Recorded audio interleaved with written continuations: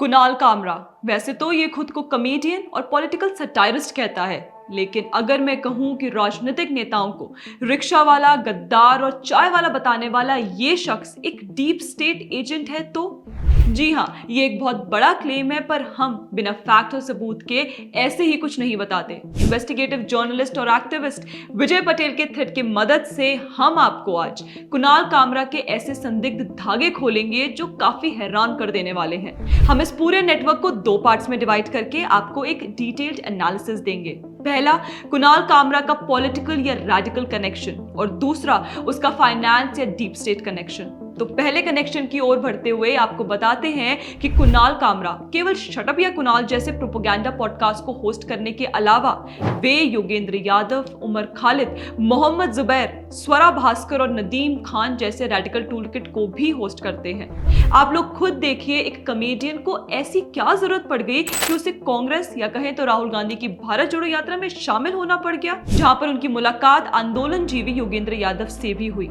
खैर, नॉर्मली इसको नेटवर्किंग ही कहते हैं। घटिया जोक्स पर अगर लोग हंसेंगे नहीं तो मोदी को गाली देने के लिए कोई तो पैसे दे दे। अब खैर, कुणाल कामरा का पॉलिटिकल इंटरेस्ट तो हम सब जानते ही हैं। उन्होंने तो खैर अपने चहीते राहुल गांधी को ही बोल दिया था कि लोग उन्हें इसलिए वोट नहीं देते क्योंकि he can't be taken seriously. People are not voting Congress in because Rahul Gandhi is their president who can't be taken seriously. चलिए आगे बढ़ते हैं और आपको दिखाते हैं कि क्यों कुणाल कामरा ने अपने नया भारत वाले YouTube वीडियो के अंत में उमर खालिद जैसे रैडिकल इस्लामिस्ट की तस्वीर लगाई।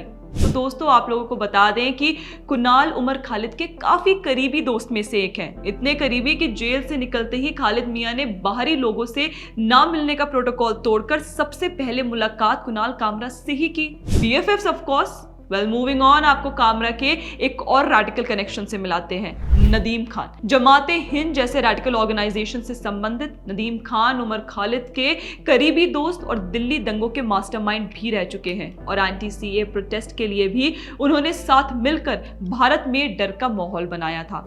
आप देखिए ये कुछ तस्वीरें जहां कामरा स्वरा भास्कर और नदीम खान के साथ ये इन रैडिकल कॉन्फ्रेंसेस में इनके सपोर्ट में दिखे। नदीम खान एक ऐसी ड्यूबियस पर्सनालिटी है जो DU प्रोफेसर अपूर्वानंद के भी करीबी बताया जाता है, और उन पर 2020 दिल्ली दंगों के पीछे मास्टरमाइंड होने का भी आरोप लगा है। इनफैक्ट ये पूरा इकोसिस्टम योगेंद्र यादव से लेकर हर्ष मंदर, रवीश कुमार, अरुणा रॉय और मार्क्सिस्ट जैसे नदीम खान के करीबी हैं। और दोस्तों, हम जुबैर मियां को कैसे भूल जाएं, जो खुद कामरा के क्लोज एड्स में से एक है। तभी तो देखिए कैसे कुणाल कामरा के आपत्तिजनक स्टेटमेंट्स को लेकर जब उनको सोशल मीडिया पर टोका जा रहा था तो जुबैर मियां उनके सपोर्ट में ट्वीट पर ट्वीट कर रहे थे। इसके अलावा कुछ सूत्रों की माने तो उमर खालिद, स्वरा भास्कर, सुशांत सिंह, ऑल्ट न्यूज और द वायर जैसे प्रोपेगेंडिस्ट के साथ मिलकर सोशल मीडिया पर गलत नैरेटिव चला रहा है। और दोस्तों, आप एक और पैटर्न देखिए कि यही सब लोग आज कुणाल कामरा के सपोर्ट में आकर फ्रीडम ऑफ एक्सप्रेशन खतरे में है वाला नैरेटिव चला रहे हैं, जो कि एक प्लान्ड टूलकिट का पार्ट है। चलिए दोस्तों, अब कुणाल कामरा के इस रैडिकल कनेक्शन को एक्सपोज करने के बाद हम आगे बढ़ते हैं उनके फाइनेंस या डीप स्टेट कनेक्शन की ओर। तो सबसे पहले आपको मिलवाते हैं कुणाल कामरा की वीडियोस को फाइनेंस करने वाली निधि शेट्टी से। तो निधि मेमेसिस कल्चर लैब नाम की एक कंपनी की प्रोड्यूसर और एडिटर हैं, और सबसे दिलचस्प बात तो ये है कि ये मेमेसिस कंपनी ही अरविंद केजरीवाल की प्रोपेगेंडा डॉक्यूमेंट्री को प्रोड्यूस करती है। और इस कंपनी के एक और शख्स विनय शुक्ला ने रवीश कुमार की भी प्रोपेगेंडा डॉक्यूमेंट्री बनाई थी, जिसे फोर्ड फाउंडेशन फंडेड आउटफिट्स ने फाइनेंस किया था।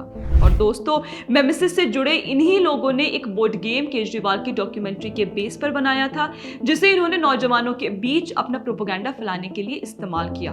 देखिए, कुछ ऐसे इन्होंने अपनी मार्क्सिस्ट आइडियोलॉजी को ज्यादा से ज्यादा लोगों तक पहुंचाने का प्रयास किया।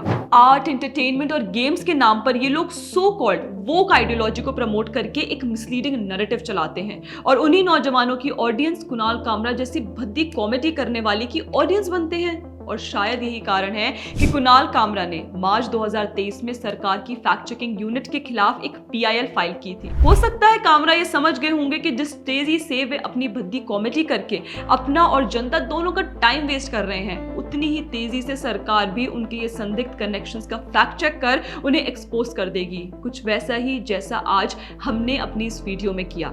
अगर आपको हमारा कंटेंट पसंद आया हो तो हमें लाइक, शेयर एंड सब्सक्राइब जरूर कर लें। धन्यवाद।